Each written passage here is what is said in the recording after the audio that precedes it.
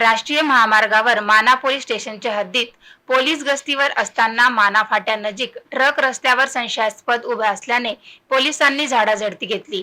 त्यामध्ये 141 kilo 330 gram अंमली पदार्थ गांजा आढळून आल्याची घटना मंगळवारी रात्री 9 वाजताच्या दरम्यान उघडकीस आली आहे। सद्यस्थितीत लोकसभा निवडणुकीचे वारे सर्वत्र वाहत असून प्रशासनाकडून खबरदारी घेतल्या जात आहे। मूर्तिजापूर तालुक्यातील पोलीस स्टेशन माना परिसरात पोलीस हे रात्रीच्या दरम्यान गस्तीवर असताना माना फाट्यानजीक अमरावतीकडून मूर्तिजापूरकडे जाणाऱ्या ट्रकच्या बाजूला भरलेले 4 पोते दिसून आले। सदर इस्माजवळ जाऊन त्याला नाव विचारले असता पिंटू कृष्णदास वय 35 वर्ष राहणार बारानगर पश्चिम बंगाल असे त्याने सांगितले। गोण्यांची झाडाझडती घेतली असता यामध्ये अंमली पदार्थ गांजा आढळून आला।